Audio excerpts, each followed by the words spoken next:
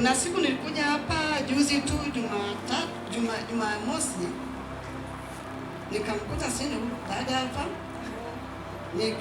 akaniuliza umetokea wapi, nikamweleza.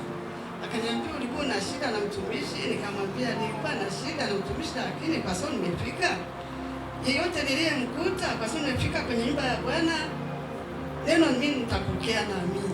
Amen. Kweli nilifika hapa nikapata huduma, kesho yake nikarudi Jumapili. Nilipofika kwenye madhabahu hii nilikuwa na mzigo ambao kwa kweli ni mkubwa, ni mzito. Kweli kwa kusikitika kwa kwangu nilikuwa nasema kwa nini nilichelewa wapi? Kweli maelekezo niliyopewa na mtumishi hapa, nilipofika tu nyumbani Mungu alinijibu. Siku hiyo na imani nilikuwa silali kweli. Ikifika saa 7 mimi yani naona hata hapo ndani ni padogo. Nazunguka nakaa naamka, mbona kukuchi? Lakini nilijikuta nimeamka saa 1. Jua kumekuwa kweupe. Lakini kitu nilichokiona, nilifunguliwa milango, nilikuwa nadaiwa sana. Amen. Yaani nikapigiwa tu nikamwambiwa sasa tulia. Kila mahali sisi tunalipa. Kwa kweli mpaka sasa hivi siamini Mungu wa Baba kweli. Mtumishi wa Bwana siachi kumwombea na zidi kutuonekania. Amina. Jina la Bwana libarikiwe. Yote hayo ni Bwana amenitendea. Amina sana. Bwana Yesu asifiwe. Kama tuna amani tupungiane mikono jamani. Namshukuru Mungu mimi kwa siku ya leo. Mungu ameweza kunionyesha siku ya leo. Najua kuna wengine ambao hawajaweza kuiona, lakini mimi namshukuru Mungu amenitendea. Pia namshukuru Mungu juzi, maana nimeenda mahakamani mara 2. Juzi Jumanne nimeenda mahakamani, nikaambiwa wewe nenda uje Jumatano.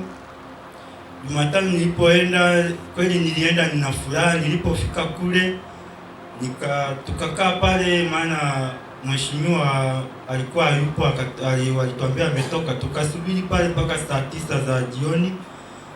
Kweli tukasubiria mpaka akaja. Alipokuja akaanza kuniita mimi, nikaenda akanioji, akaniambia Samuel, mbona una furaha leo? Nikasema natembea na Yesu mimi nilipo hapa.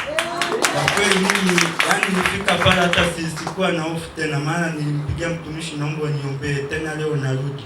Mtumishi akaniambia umeenda jana tena na leo uende? Nikasema ndio nimeambiwa hivyo.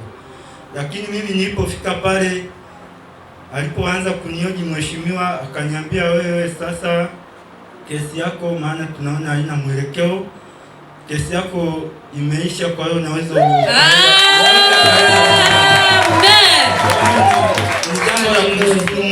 Yani nimefika nyumbani na furaha.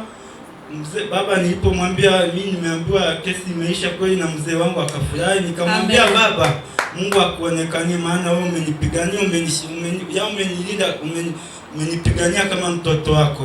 Na mimi pia umenilea kama mtoto wako, na nitaendelea kuwa mtoto wako. Na wewe pia ni baba yangu mzazi. Sina baba, sina mama. Wewe ndio mzazi wangu ambao nakutegemea kwenye maisha yangu. Lakini baba nilipomwambia akasema wewe usijali, wewe utakuwa hapa hapo, umeshakuwa mwanafamilia hapa.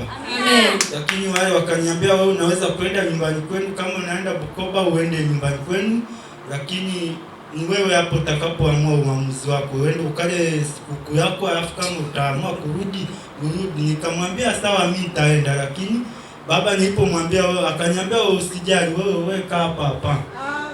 Na naamini utapata ushindi mbele ya adui zako, utawaaibisha. Yote ni Mungu ameyafanya, na pia mtumishi namshukuru kwa yote aliyonitendea, kwa kuwa na waliokuwa wananiombea. Mungu awabariki. Amen. Heshima na utukufu ni kwa Bwana Yesu. Amina sana. Kumrudishie Mungu sifa kwa kumpigia makofi na vigelegele.